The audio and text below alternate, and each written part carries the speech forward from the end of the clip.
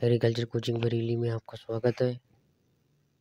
आज हम AGTA के लिए प्रैक्टिस सेट लेकर आए हैं। प्रैक्टिस सेट पहला प्रैक्टिस सेट है ये, जो AGTA के लिए बहुत ही महत्वपूर्ण होने वाला है। किसके कितने क्वेश्चन सही जाते हैं वो अपना कमेंट हमें जरूर करें। आज का पार्ट स्टार्ट करते हैं। क्वेश्चन नंबर पहला, उत्तर प्रदेश में कृषि उत्पादन मंडी अधिनियम कब लागू हुआ? उत्तर प्रदेश में कृषि उत्पादन मंडी अधिनियम कब लागू हुआ था?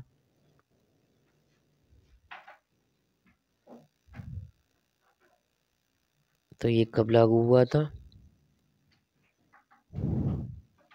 तो 1964 में लागू हुआ था, ऑप्शन बी। उत्तर प्रदेश में जो कृषि उत्पादन मंडी अधिनियम लागू हुआ था, ये आपका हुआ था 1964 में हुआ था लागू, ऑप्शन नंबर बी पहले का। क्वेश्चन नंबर अगला,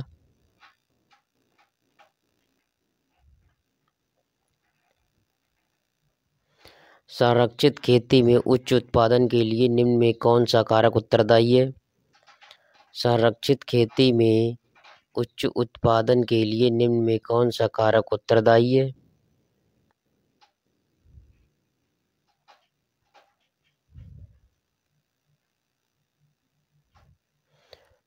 ऑप्शन कौन सा सही होगा? तो ऑप्शन होगा बी।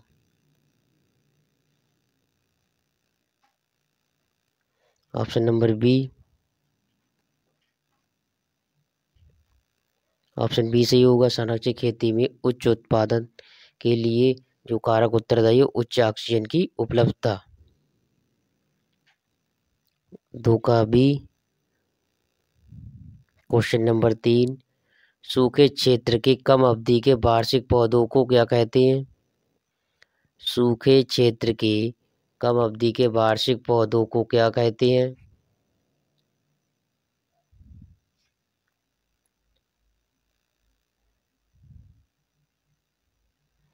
तो ये कहलाते हैं एफेमेरलूस।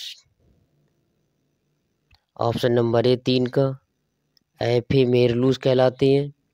जो सूखे क्षेत्र में कम अवधि के वार्षिक पौधे होते हैं वो एफेमेरलूस कहलाते हैं। क्वेश्चन नंबर 4, किसमें मात्रा चीनी परिरक्षण का काम करती है? किसमें मात्र चीनी परिरक्षण का काम करती है? तो ये मुरब्बा में काम करती है, ऑप्शन ए। जो चीनी परिरक्षण का काम करती है तो ये मुरब्बा में करती है। क्वेश्चन नंबर 5, बैगन में लिटिल लीफ रोग किसके द्वारा प्रसारित होता है? बैगन में लिटिल लीफ रोग किसके द्वारा प्रसारित होता है? तो ये पत्ती भेदक के द्वारा प्रसारित होता है, ऑप्शन नंबर बी 5 का। बैगन में जो लिटिल लीफ रोग लगता है ये पत्ती भेदक के द्वारा लगता है।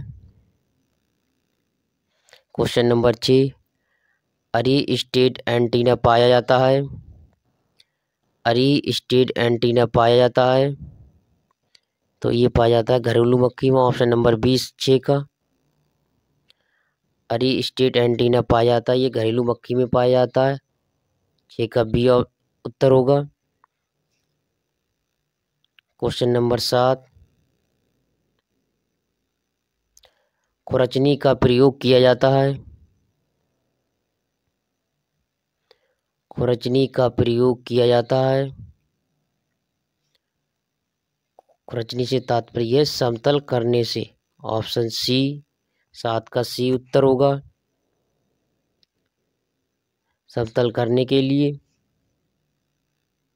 क्वेश्चन नंबर अगला, फसल में कीट प्रबंधन हेतु लाइट ट्रैप्स का प्रयोग करना किस विधि के अंतर्गत आता है? फसलों में कीट प्रबंधन हेतु लाइट ट्रैप्स का प्रयोग करना किस विधि के अंतर्गत आता है?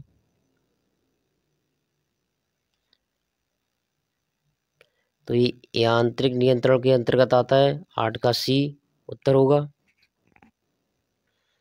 क्वेश्चन अगला, भारत में छोटे और सीमांत कृषकों द्वारा क्या अपनाया जाना सरल नहीं है?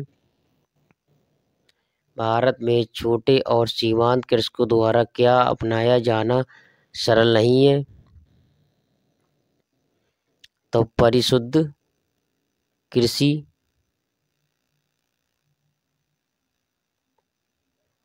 ऑप्शन नंबर सी, परिशुद्धता कृषि को अपनाया जाना सरल नहीं है।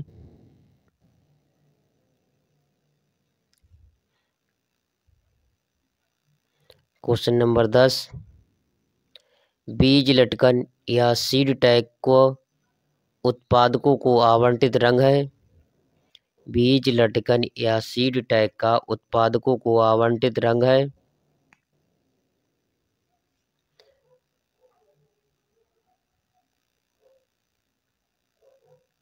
तो ये हरा रंग है। सीड टैग का उत्पादकों को आवंटित रंग है या बीज लटकन का उत्पादकों का आवंटित रंग तो हरा रंग है।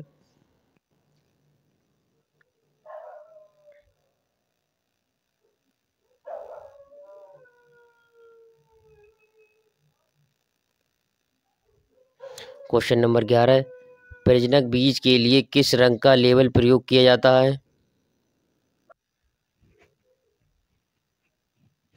प्रजनक बीज के लिए किस रंग का लेबल प्रयोग किया जाता है?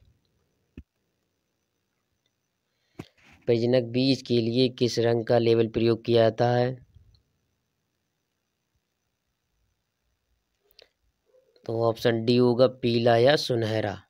ऑप्शन डी, 11 का उत्तर होगा डी ऑप्शन। क्वेश्चन अगला, बीज के विकास पर नई नीति अपनाई व लागू की गई है। बीज के विकास पर नई नीति अपनाई व लागू की गई है तो किस सन में लागू की गई है? तो 1 अक्टूबर 1988 को लागू की गई है। जो बीज के विकास पर नई नीति अपनाई गई है व लागू की गई है तो 1 अक्टूबर 1988 को अपनाई गई और लागू की गई है। ऑप्शन नंबर डी इसका उत्तर होगा 12 का। क्वेश्चन नंबर अगला, आधारीय बीज का उत्पादन होता है।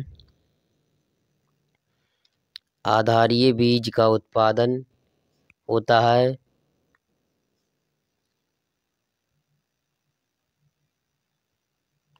तो ये किससे होता है? तो ये होता है आपका ब्रीडर से।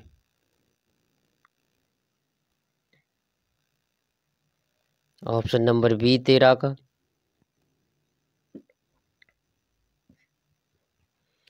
आधारीय बीज का उत्पादन होता है तो ब्रीडर से उत्पादन होता है।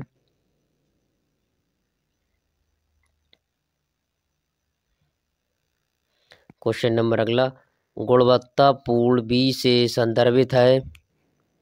गुणवत्तापूर्ण बीज से संदर्भित है तो ये आपके आनुवांशिक शुद्धता भी, बीज की गुणवत्ता मानक, भौतिक शुद्धता, तो ये ऑप्शन होगा सभी। ऑप्शन डी 14 का। जो बीज की गुणवत्ता होती है वो बीज गुणवत्ता मानक की बीज का मानक का है, आनुवांशिक शुद्धता, भौतिक शुद्धता, तो ऑप्शन होगा सभी। ऑप्शन डी 14 का। यदि वार्षिक वर्षा 750 मिलीमीटर से कम हो तो संपन्न होने वाली कृषि पद्धति को जाना जाता है। यदि वार्षिक वर्षा 750 मिलीमीटर से कम हो तो संपन्न होने वाली कृषि पद्धति को जाना जाता है तो ये किस नाम से जाना जाता है? तो इसे कहते हैं शुष्क खेती। ऑप्शन ए 15 का उत्तर होगा। यदि वार्षिक वर्षा 750 मिलीमीटर से कम होती है तो किस नाम से जानी जाती है? शुष्क खेती के नाम से जानी जाती है। मक्का, आलू, प्याज के एक वर्षीय फसल चक्र की सघनता क्या है?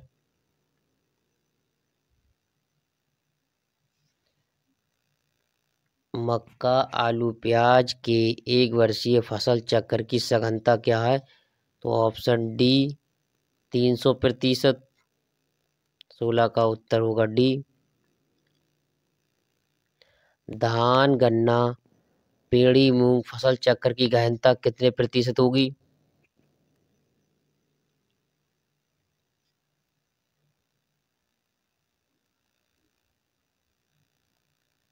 ऑप्शन नंबर ए 133.33% होगी। ऑप्शन ए होगा 17 का उत्तर।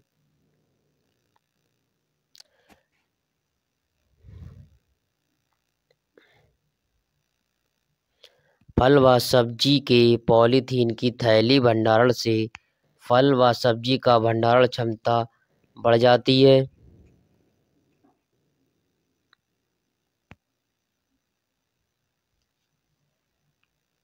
तो कार्बन डाइऑक्साइड की मात्रा में बढ़ोतरी के कारण।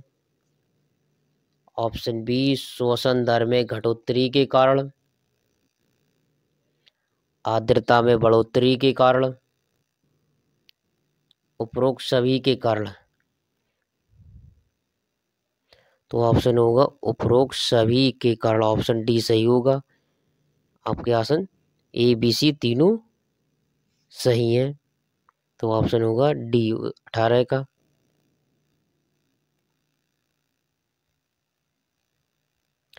फल एवं सब्जियों का संरक्षण करने हेतु स्थायी संरक्षण मिलाया जाता है।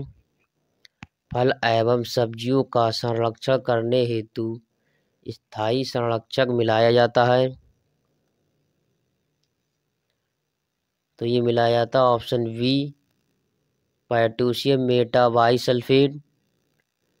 ऑप्शन बी होगा इसका उत्तर पोटेशियम मेटाबाइसल्फेट।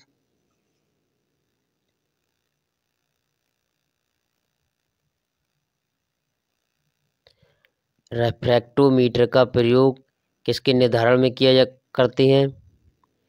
रिफ्रैक्टोमीटर का प्रयोग किसके निर्धारण में करते हैं? तो ये विटामिन के निर्धारण में करते हैं। ऑप्शन नंबर बी इसका सही होगा। बी इसका रिफ्रैक्टोमीटर का प्रयोग किसके निर्धारण करते हैं? तो विटामिन के पता लगाने के लिए इसका निर्धारण करते हैं। हल्दी की प्रकंद की प्रोसेसिंग के अंतर्गत कितने दिनों तक धूप में सुखाया जाता है? हल्दी की प्रकंद की प्रोसेसिंग के अंतर्गत कितने दिनों तक धूप में सुखाया जाता है? तो ये सुखाया जाता है 10 से 15 दिन तक हल्दी को सुखाया जाता है। जब हल्दी को उकोड़ कर लाया जाता है तो उसकी जो प्रोसेसिंग की जाती है उबालने के बाद जो हल्दी को सुखाया जाता है तो 10 से 15 दिन के लिए सुखाया जाता है धूप में। तो इसका 21 का सी उत्तर होगा।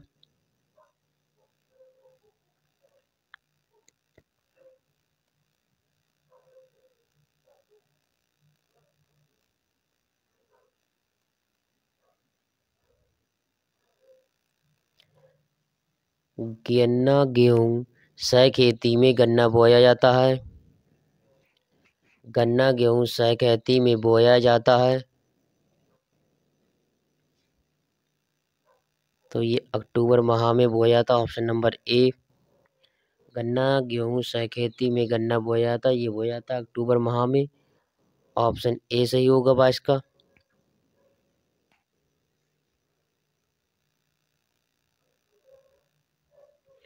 गेहूं का अच्छी प्रकार भंडारण करने के लिए न्यूनतम नमी होनी चाहिए। गेहूं का अच्छी प्रकार भंडारण करने के लिए न्यूनतम नमी होनी चाहिए। तो 10% से कम होनी चाहिए। ऑप्शन बी इसका उत्तर होगा।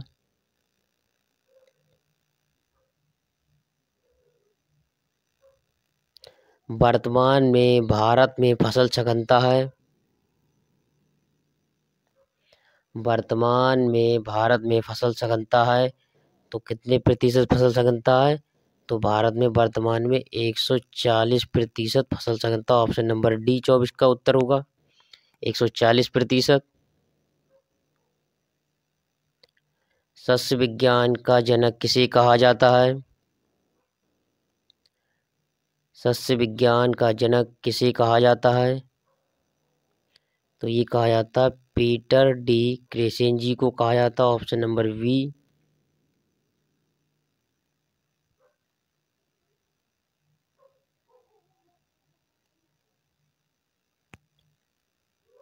जीरो या शून्य जुताई के खोज करता है जेट्रो तुल, जो अपने अमेरिका के वैज्ञानिक हैं।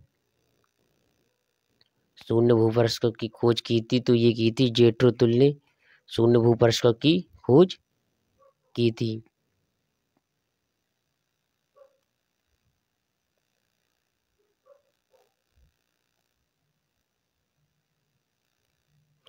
पौधे हरे दिखाई देते हैं क्योंकि पौधे हरे दिखाई देते हैं क्योंकि ये ऑप्शन नंबर ए इसका सही होगा, हरे विकिरण को परावर्तित करते हैं। हरे विकिरण को परावर्तित करते हैं। ऑप्शन ए इसका सही होगा।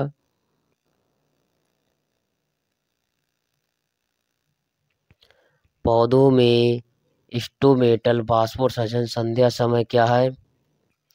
पौधों में स्टोमेटल वाष्पोत्सर्जन संध्या समय क्या है? तो ऑप्शन नंबर ए इसका सही होगा।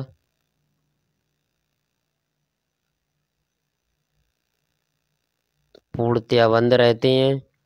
27 का ए उत्तर होगा। वाष्पोत्सर्जन किसके द्वारा मापा जाता है?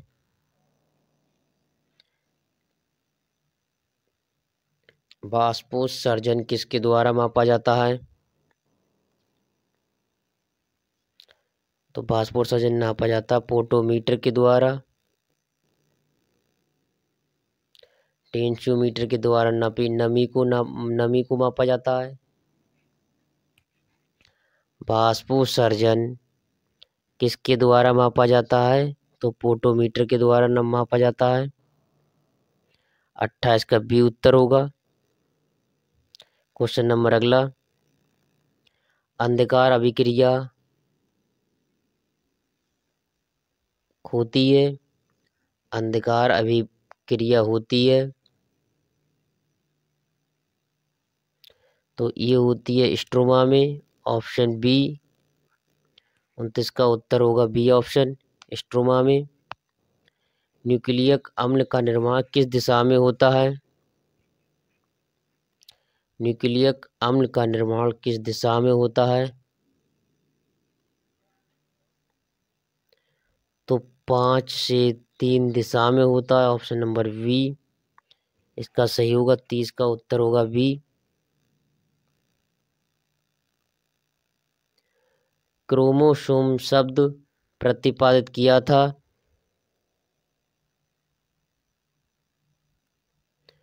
क्रोमोसोम शब्द प्रतिपादित किया था, ये किया था आपने आपके बाल्डेयर ने सन 1888 में। ऑप्शन बी सही होगा इसका।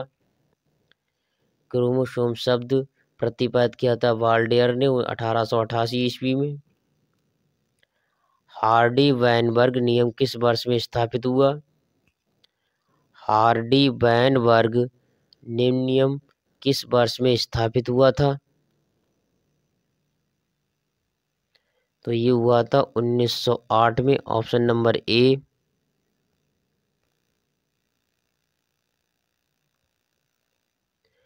जीनोटाइप इनटू पर्यावरण अंतःक्रिया तभी संपन्न होती है जब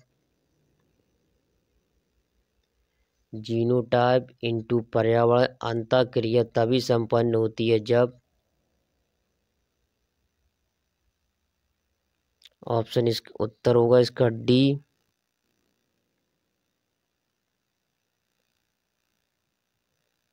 दो या दो से अधिक जीनोटाइप हो और दो या अधिक पर्यावरण हो। ऑप्शन डी इसका सही होगा। 33 का डी उत्तर होगा।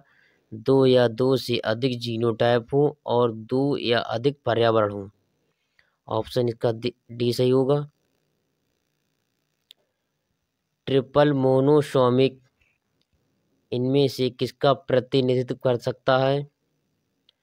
ट्रिपल मोनोसोमिक इनमें से किसका प्रतिनिधित्व कर सकता है? तो ऑप्शन नंबर इसका सी सही होगा। ऑप्शन नंबर सी 34 का सी उत्तर होगा। 2n-1 होगा। ऑप्शन नंबर सी होगा 34 का।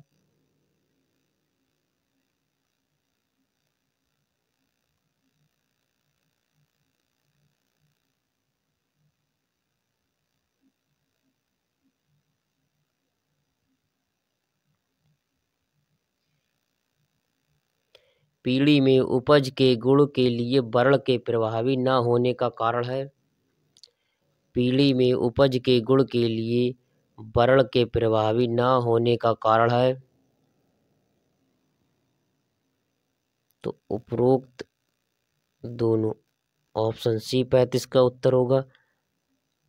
अम्ल वंशागति तत्व, वातावरण का अधिक प्रभाव। तो ऑप्शन होगा सी उपरोक्त दोनों। 35 का सी उत्तर होगा।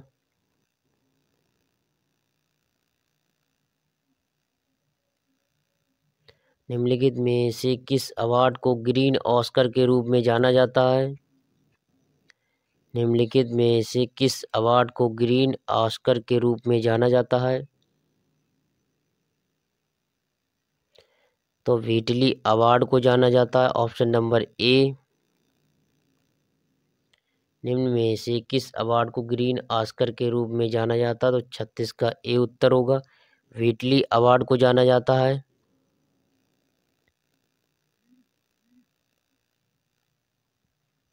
अवस्था के आधार पर प्रदूषक कितने प्रकार के होते हैं? अवस्था के आधार पर प्रदूषक कितने प्रकार के होते हैं? तो 3 प्रकार के होते हैं। 37 का उत्तर होगा ए।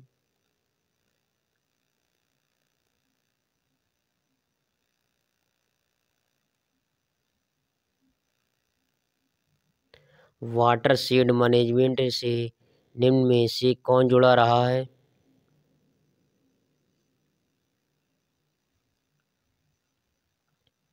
वाटर शेड मैनेजमेंट से निम्न में से कौन जुड़ा रहा है?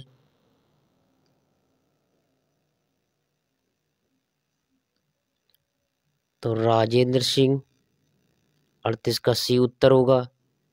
राजेंद्र सिंह वाटर मैनेजमेंट से जुड़े रहे। जल निकास गुणांक किसे कहते हैं? जल निकास गुणांक किसे कहते हैं? तो ऑप्शन इसका ए उत्तर होगा। 24 घंटे में निकाले गए जल की मात्रा। कहने का तात्पर्य जो भी पानी लगाया गया फसल पर 24 घंटे निकाले गए जल की कुल मात्रा को जल निकास गुणांक कहा जाता है। तो 39 का ए उत्तर होगा। वह जल जो आवश्यकता से अधिक हो बह कर चला जाए उसे क्या कहते हैं?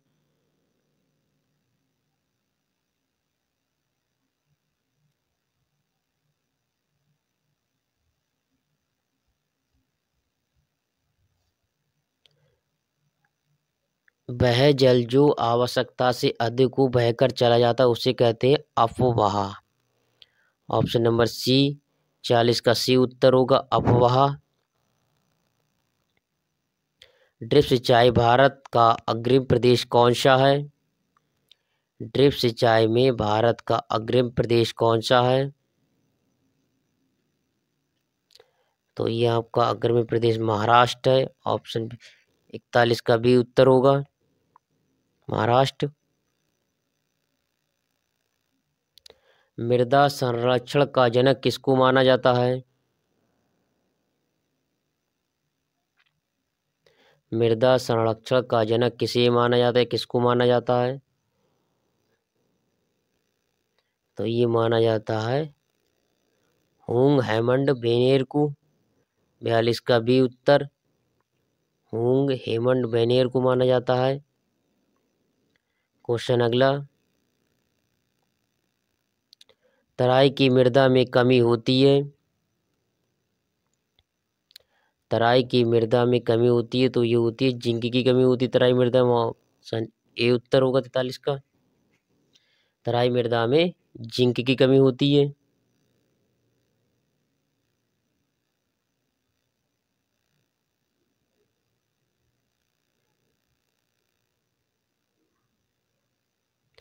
कौन सा कारक नाइट्रिफिकेशन को प्रभावित नहीं करता है? कौन सा कारक नाइट्रिफिकेशन को प्रभावित नहीं करता है? तो बीज को। ऑप्शन नंबर बी, जो कारक है वो नाइट्रिफिकेशन जो प्रभावित नहीं करता है, तो बीज को प्रभावित नहीं करता है नाइट्रिफिकेशन। वायु, तापक्रम, नमी, ये सभी चीजें नाइट्रिफिकेशन यानी कि नाइट्रिफिकेशन प्रभावित करती हैं। नाइट्रिफिकेशन बीज को प्रभावित नहीं करता है, नाइट्रिक बकाया सभी को प्रभावित करता है। उत्तर प्रदेश की मुख्य हरी खाद की फसल है, उत्तर प्रदेश की मुख्य हरी खाद फसल है, तो ये ढैंचा है। ऑप्शन नंबर सी, उत्तर प्रदेश की मुख्य हरी खाद फसल है तो ढैंचा। 45 का सी उत्तर होगा।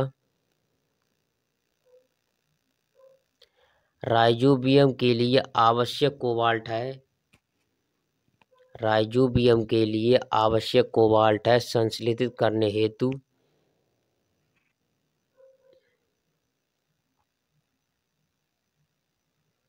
तो vitamin B12। Option number B इसका उत्तर होगा। 46 का बी उत्तर, विटामिन B12। यूरिया में बायूरेट का मानक स्तर कितना रहता है? यूरिया में बायूरेट का मानक स्तर कितने प्रतिशत रहता है? ऑप्शन सी 47 का 1.5% रहता है। यूरिया में बायूरेट का मानक स्तर रहता है तो 1.5% रहता है।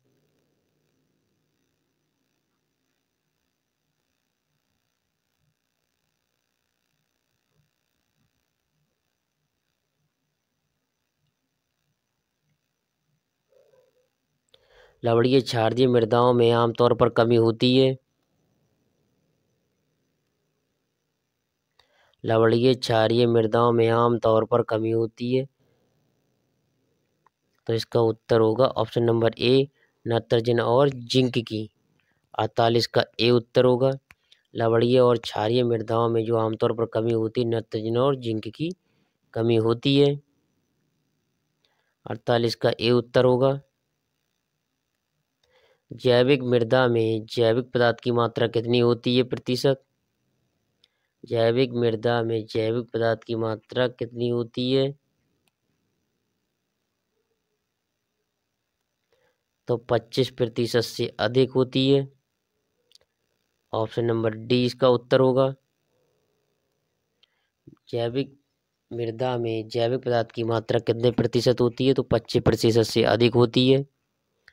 मृदा पर पपड़ी जमना एक समस्या है, तो अल्फी मृदा में पपड़ी जमना एक समस्या है तो अल्फीसूल के कारण ये मृदा में पपड़ी जमती है। प्रसार शिक्षा का उद्देश्य क्या है? जो प्रसार शिक्षा है उसका उद्देश्य क्या है?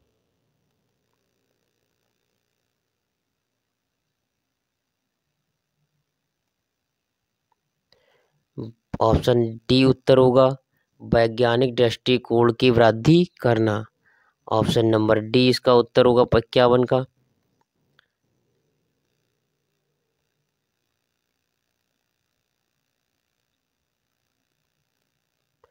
कौन सी प्रसार प्रशिक्षण की विधि नहीं है?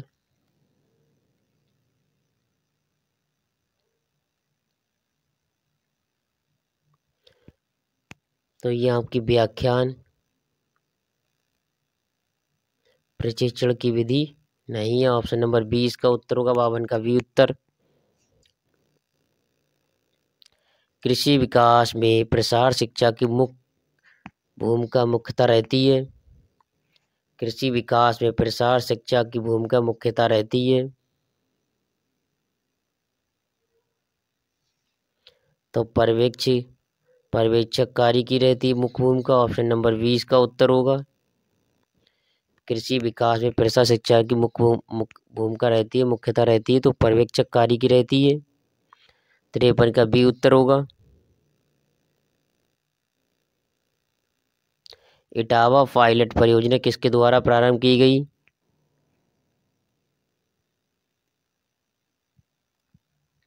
अल्बर्ट मेरट के द्वारा प्रारंभ की गई थी। ऑप्शन नंबर ए इसका सही होगा। 54 का ए उत्तर अल्बर्ट मेरट के द्वारा इटावा पायलट परियोजना प्रारंभ की गई थी। प्रधानमंत्री ग्रामोदय योजना में सम्मिलित नहीं है।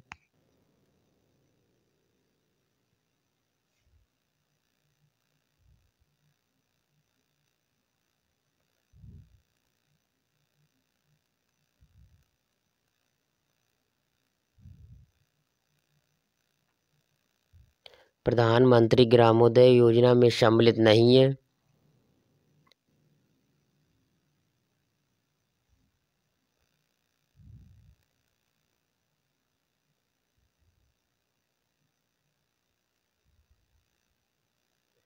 प्रधानमंत्री ग्रामोदय योजना में सम्मिलित नहीं है, तो 55 का होगा डी उत्तर लघु उद्योग। ऑप्शन डी 55 का डी उत्तर होगा लघु उद्योग।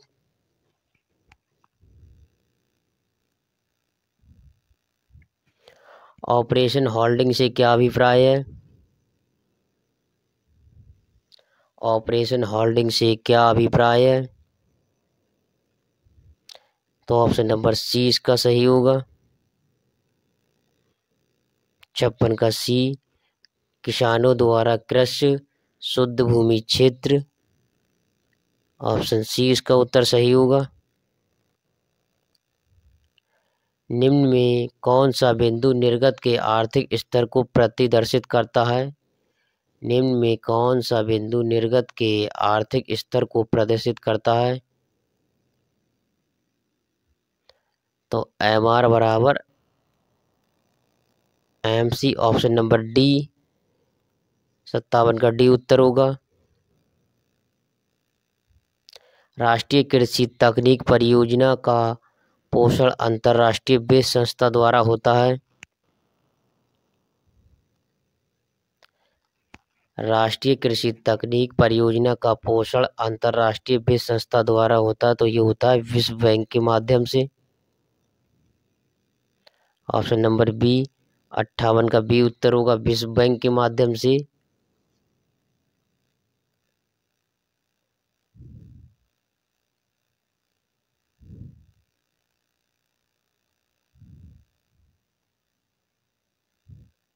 सघन कृषि जिला कार्यक्रम को वर्ष 1960 से 61 में देश को कितने जिले में शुरू किया गया? सघन कृषि जिला कार्यक्रम को वर्ष 1960 से 61 में देश के कितने जिलों में शुरू किया गया? तो ये शुरू किया गया था 7 जिलों में। ऑप्शन नंबर ए सघन कृषि जिला कार्यक्रम था वर्ष 1960-61 में देश के कितने जिले में शुरू किया गया? तो ये 7 जिलों में शुरू किया गया था। 59 का ए उत्तर। भारत में कृषि सांख्यिकी प्रणाली निम्नलिखित में किस रूप में विकेंद्रित है? भारत में कृषि सांख्यिकी प्रणाली निम्नलिखित में से किस रूप में विकेंद्रित है? तो ऑप्शन नंबर सी इसका उत्तर होगा। ऑप्शन नंबर सी यानी क्षैतिज और लंबवत, ऑप्शन दोनों सही हैं, तो 60 का सी उत्तर होगा।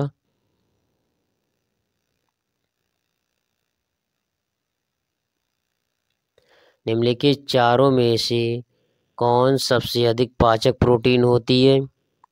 निम्नलिखित चारों में से कौन सबसे अधिक पाचक प्रोटीन होती है?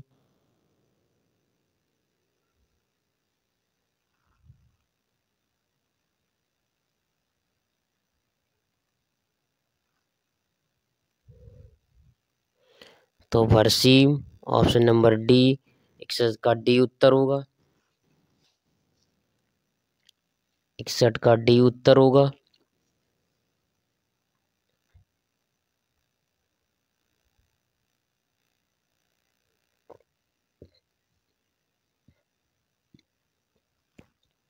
निम्नलिखित क्रॉसब्रीड गाय कौन सी है? निम्नलिखित में क्रॉसब्रीड गाय कौन है? 62 62 का ऑप्शन होगा सी करन स्विस। ऑप्शन नंबर सी 62 का उत्तर होगा। करन स्विस गाय क्रॉसब्रीड गाय है। विश्व की दूध की रानी किस नस्ल की बकरी को कहा जाता है? विश्व की दूध की रानी किस नस्ल की बकरी को कहा जाता है?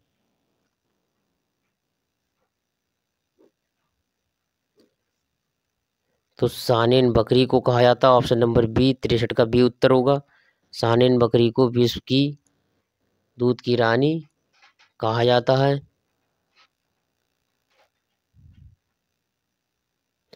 एपीकल्चर किससे संबंधित है? एपीकल्चर किससे संबंधित है? तो ये आपका मधुमक्खी पालन से संबंधित है। ऑप्शन नंबर सी इसका उत्तर होगा 64 का। मैस्टाइटिस दुधारू पशुओं का एक संक्रामक रोग है जो मुख्यतः प्रभावित करता है।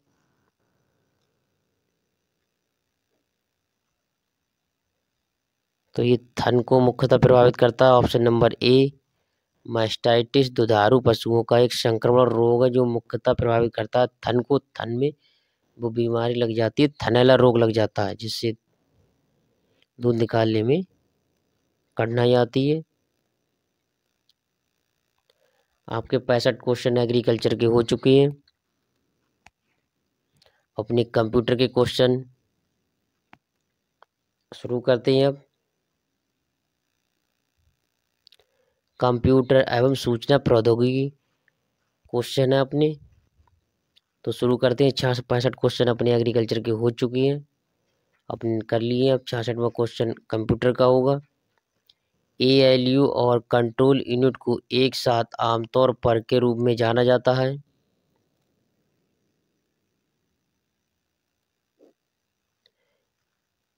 ALU और कंट्रोल यूनिट को एक साथ आमतौर पर रूप में जाना जाता है।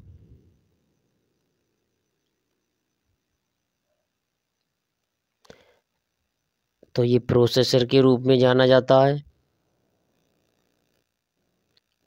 ऑप्शन नंबर बी इसका उत्तर होगा। 66 का बी उत्तर होगा। वैश्विक मौसम पूर्वानुमान में इनमें से किसका उपयोग किया जाता है? वैश्विक मौसम पूर्वानुमान में इनमें से किसका उपयोग किया जाता है?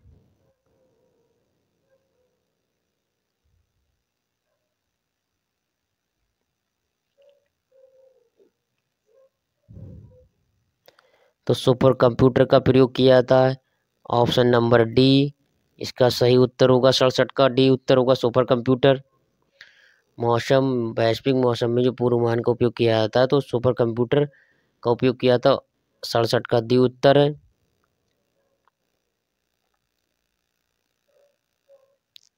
जनरेशन ने इंटीग्रेटेड सर्किट को VLSI very large scale integration circuit में बदल दिया है। तो फोर्थ ऑप्शन नंबर ए इसका उत्तर होगा।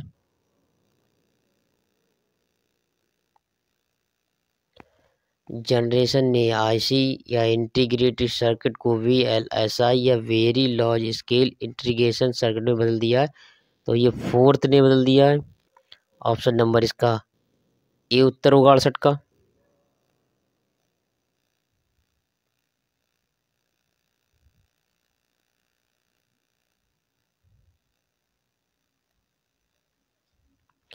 एक परिमित स्टेट मशीन जिसमें कोई आउटपुट फंक्शन नहीं होता क्या कहते हैं? एक परिमित स्टेट मशीन जिसमें कोई आउटपुट फंक्शन नहीं होता उसे क्या कहा जाता है?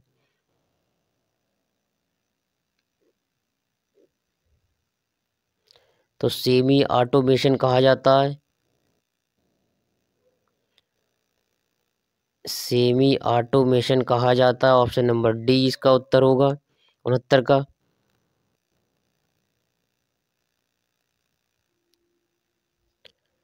फिलन ने कंप्यूटर की कितनी श्रेणियों का वर्णन किया है? फिलन ने कंप्यूटर की कितनी श्रेणियों का वर्णन किया है? तो 4 का वर्णन किया है। ऑप्शन नंबर बी इसका सही उत्तर होगा। फिलन ने कंप्यूटर की कितनी श्रेणियों का वर्णन किया? तो 4 श्रेणियों का फिलन ने वर्णन किया है। कंप्यूटर के क्षेत्र में उभर रही नवीन प्रौद्योगिकी है। तो parallel processing system, option B इसका उत्तर होगा। कंप्यूटर के क्षेत्र में उभर रही नवीन प्रौद्योगिकी है पैरेलल प्रोसेसिंग सिस्टम, 71 का भी उत्तर होगा।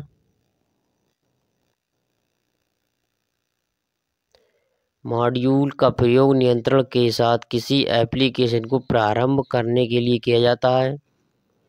मॉड्यूल का प्रयोग नियंत्रण के साथ किसी एप्लीकेशन को प्रारंभ करने के लिए किया जाता है।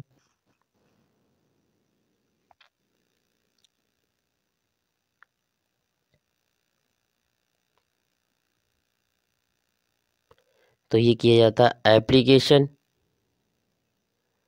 ऑप्शन नंबर डी 72 का डी उत्तर होगा एप्लीकेशन। FTTP स्टैंड फॉर या FTTP का पूर्ण रूप क्या है?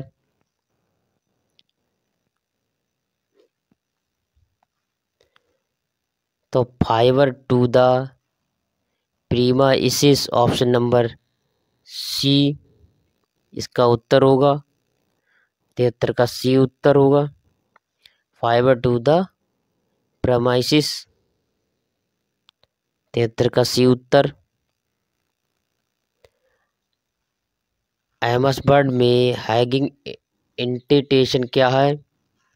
एमएस वर्ड में हैगिंग इंडेंटेशन क्या है? तो ऑप्शन नंबर ए इसका उत्तर होगा। पैराग्राफ की दूसरी ओर उसके बाद की सभी पंक्तियों में इंडेंटेशन वैल्यू पहली पंक्ति से अधिक होती है। तो इसका उत्तर होगा 74 का ए उत्तर होगा।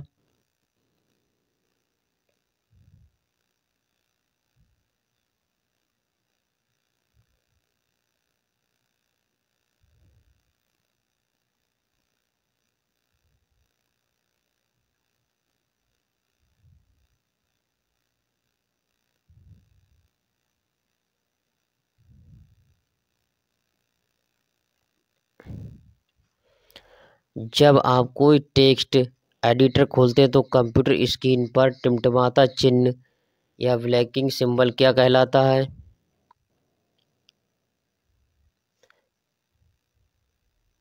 ये कर्सर कहलाता। ऑप्शन नंबर डी 75 का डी उत्तर होगा। कर्सर कहलाता है। एमएस वर्ड में फ्लिपकार्ट सम्मिलित करने के लिए निम्नलिखित में से किस विधि का उपयोग किया जाता है?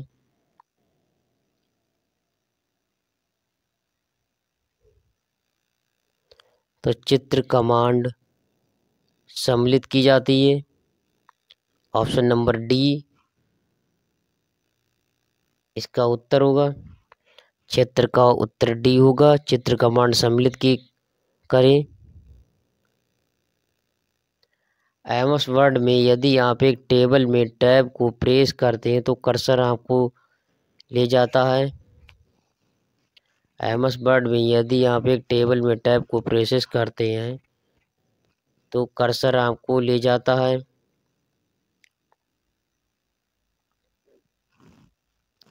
तो नेक्स्ट कॉलम पर ले जाता है। तो 77 का डी उत्तर होगा next column. Microsoft Excel is also called, Microsoft Excel को क्या कहा जाता है?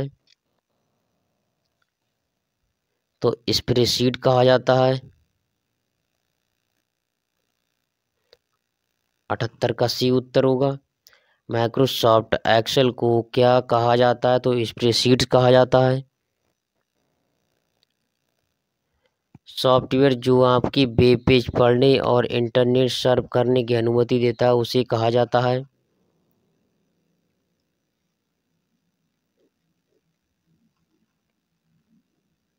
तो उसे कहा जाता है वेब ब्राउज़र कहा जाता है। ऑप्शन नंबर डी 79 का वेब ब्राउज़र कहा जाता है। ऑपरेटिंग सिस्टम एक तरह का सॉफ्टवेयर है। तो ये सिस्टम की तरह एक सॉफ्टवेयर है। 80 का भी उत्तर होगा। सिस्टम ऑपरेटिंग सिस्टम एक तरह का सॉफ्टवेयर है, तो ये सिस्टम का सॉफ्टवेयर है। 80 का बी उत्तर होगा।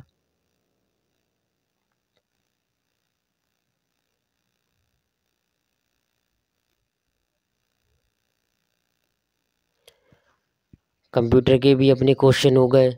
अपने बचा है यूपी स्पेशल, जो आगे के एमसीक्यू क्वेश्चन अपने स्टार्ट कर रहे हैं। क्वेश्चन नंबर 81, उत्तर प्रदेश की सामान्य यानी या यूपी स्पेशल। उत्तर प्रदेश के निम्नलिखित में से किस शहर में भारतीय रेल की कोच निर्माण इकाई, आधुनिक रेल कोच फैक्ट्री स्थित है या मॉडर्न कोच फैक्ट्री स्थित है?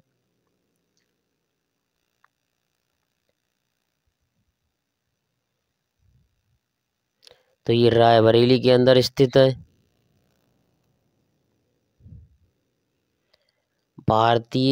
उत्तर प्रदेश के निम्नलिखित में से किस शहर में भारतीय रेल की कोच निर्माण इकाई, आधुनिक rail coach factory, modern coach factory स्थित है? तो ये आपकी रायबरेली में स्थित है।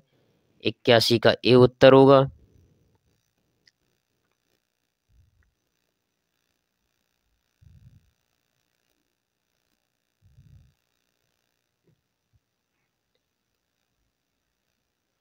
- 2011 की जनगणना के अनुसार उत्तर प्रदेश का सर्वाधिक साक्षर जनपद कौन सा था?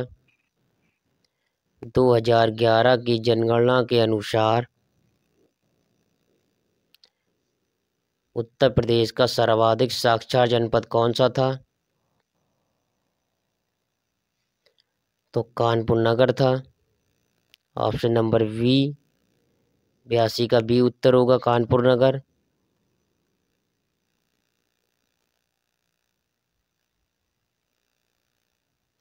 उत्तर प्रदेश का वह जनपद कौन सा है जहां अल्पसंख्यक समुदाय का सर्वाधिक विकेंद्रीकरण है? उत्तर प्रदेश का वह जनपद कौन सा है जहां अल्पसंख्यक समुदाय का सर्वाधिक विकेंद्रीकरण है?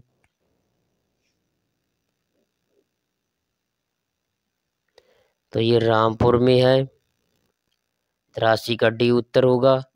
अल्पसंख्यक समुदाय का सर्वाधिक विकेंद्रीकरण है तो रामपुर के अंदर विकेंद्रीकरण है।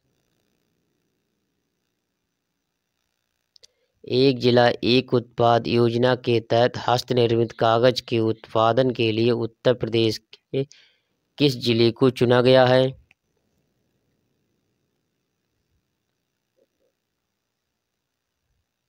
तो ये जालौन को चुना गया है, जालौन डिस्ट्रिक्ट को। हस्त निर्मित कागज के उत्पादन के लिए उत्तर प्रदेश के किस जिले को चुना गया? तो जालौन जिले को चुना गया है यूपी से।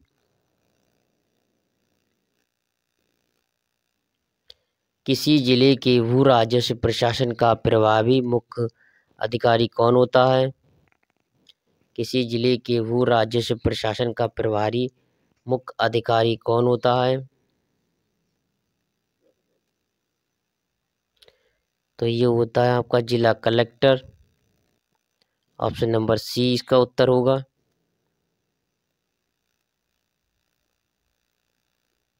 उत्तर प्रदेश में संपूर्णानंद संस्कृत विश्वविद्यालय कहाँ स्थित है? उत्तर प्रदेश में संपूर्णानंद संस्कृत विश्वविद्यालय कहाँ स्थित है? तो ये आपका वाराणसी में स्थित है। ऑप्शन नंबर डी 86 का उत्तर होगा। भारत सरकार ने किस वर्ष में उत्तर प्रदेश की 10 नई आदिवासी जातियों को अनुसूचित जनजातियों के रूप में सूचीबद्ध किया है?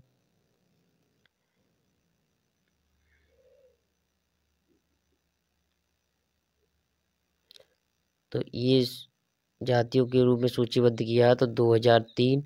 ऑप्शन नंबर बी 87 का उत्तर होगा। बधाई कौन सी विधा है?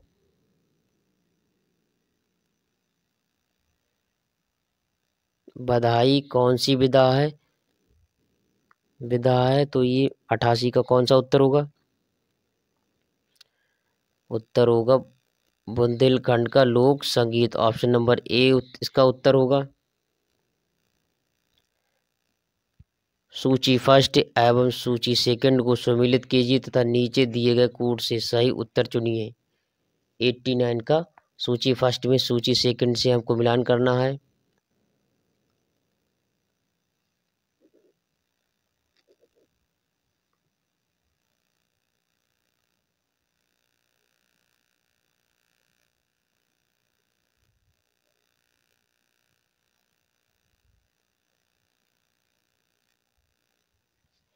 एटी नाइन में सूची फर्स्ट को सूची सेकंड से मिलान कीजिए।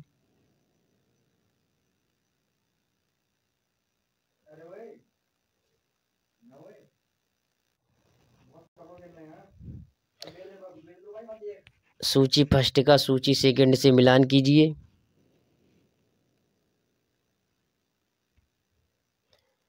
तो ए का उत्तर होगा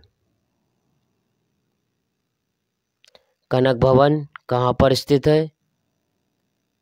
तो ए का होगा 4 अयोध्या के अंदर स्थित है। कनक भवन अयोध्या में स्थित है। ए का 4।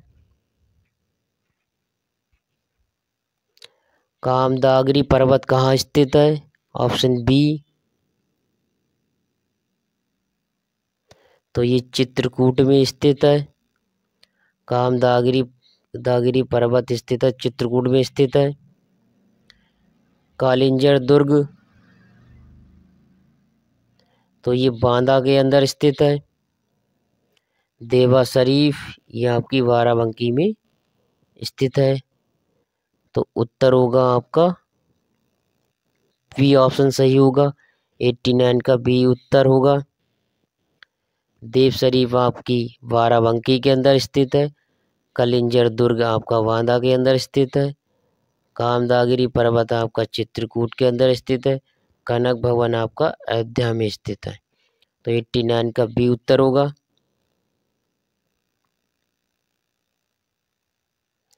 निम्नलिखित में से किस स्थान पर उत्तर मध्य क्षेत्र सांस्कृतिक केंद्र स्थित है?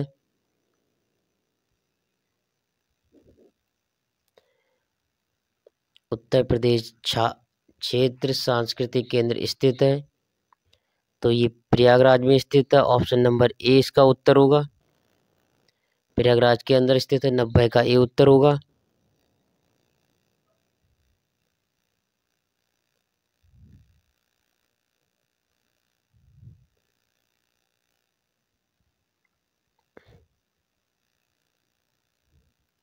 सूची फर्स्ट का सूची सेकंड से मिलान कीजिए और सूची के नीचे दिए गए कोड का प्रयोग करते हुए सही उत्तर चुनिए।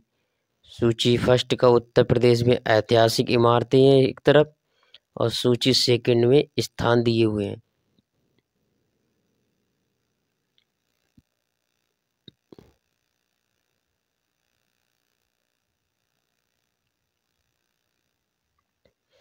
तो सूची फर्स्ट में एक तरफ ऐतिहासिक इमारतें हैं, दूसरी तरफ आपकी स्थान के नाम दिए हुए हैं।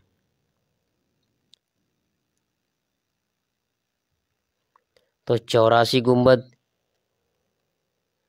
ये आपका जालौन के अंदर स्थित है। 84 जो गुंबद है आपका ये जालौन के अंदर स्थित है। जामा मस्जिद ये आपकी मुरादाबाद के अंदर स्थित है। और बौद्ध स्तूप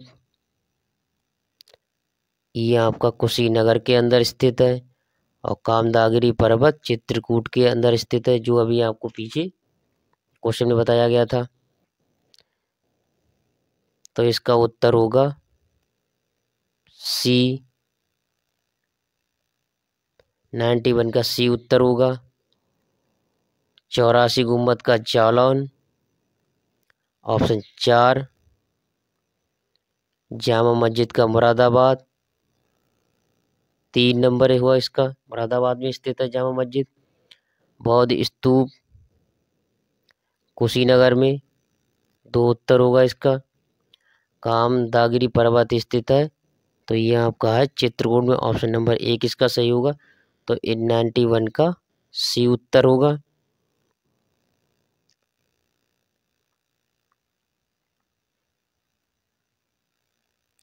उत्तर प्रदेश राज्य में यमुना एक्सप्रेसवे निम्नलिखित किन 2 शहरों को जोड़ने के लिए बनाया गया है?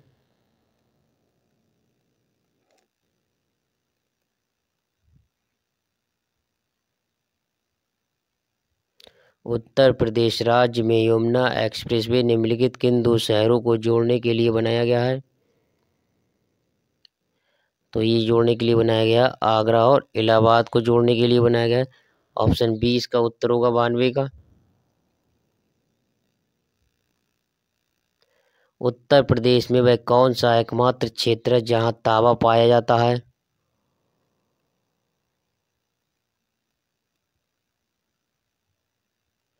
उत्तर प्रदेश में वह कौन सा एकमात्र क्षेत्र है जहां तांबा पाया जाता है? तो ये पाया जाता है ललितपुर में, ऑप्शन सी इसका उत्तर होगा। 93 का सी उत्तर, ललितपुर। उत्तर प्रदेश के निम्नलिखित शहरों में से कौन सा मैंगो फूड फेस्टिवल की मेजबानी करता है? तो ये आपका करता है लखनऊ। लखनऊ में आपका सी सेंट्रल हॉर्टिकल्चर इंस्टीट्यूट स्थित है।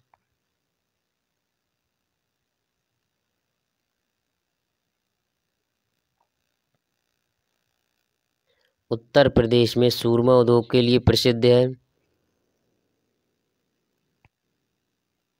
उत्तर प्रदेश में सुरमा उद्योग के लिए प्रसिद्ध है, तो ये बरेली स्थित है। सुरमा के लिए बरेली प्रसिद्ध है। मुरादाबाद को पीतल नगरी बोला जाता है।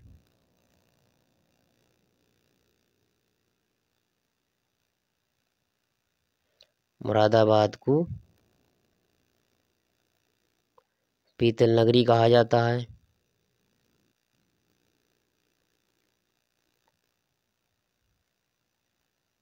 तो ऑप्शन इस उत्तर इसका होगा बरेली। बरेली में आपका झुमका हो गया।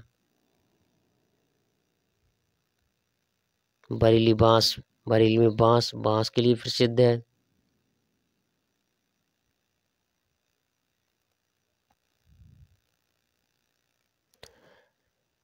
क्वेश्चन नंबर अगला, उत्तर प्रदेश में प्रथम निर्यात संवर्धन औद्योगिक उद्यान स्थापित किया गया था?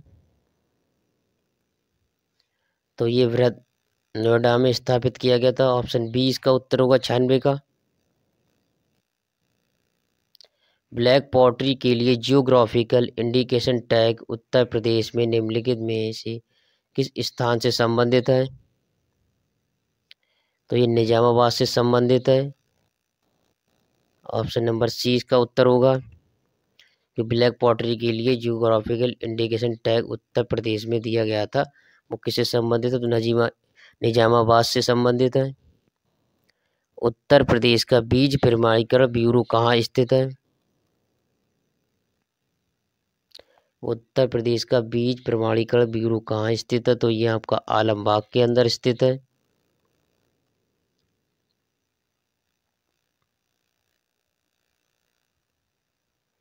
उत्तर प्रदेश का सबसे बड़ा उत्पादक, उत्तर प्रदेश में फल का सबसे बड़ा उत्पादक है कौन सा है? उत्तर प्रदेश में इस फल का सबसे बड़ा उत्पादक कौन सा है? तो ये आम का। यूपी में सबसे ज़्यादा आम का उत्पादन होता है। तो 99 का सी उत्तर। निम्नलिखित में से किस दलहन फसल का क्षेत्रफल उत्तर प्रदेश में सर्वाधिक है? निम्नलिखित में से किस दलहन फसल का क्षेत्रफल उत्तर प्रदेश में सर्वाधिक है? तो ये चना का सर्वाधिक उत्पादन है। सो डी इसका उत्तर होगा। आज आपके AGTE के पहला प्रैक्टिस सेट के 100 क्वेश्चन आज कंप्लीट हो चुके हैं। आगे का प्रैक्टिस सेट आपके नेक्स्ट वीडियो में चर्चा करेंगे। प्रैक्टिस सेट अगर अच्छा लगे तो वीडियो को लाइक करें, चैनल को सब्सक्राइब करें और अपने दोस्तों को शेयर करना ना भूलें।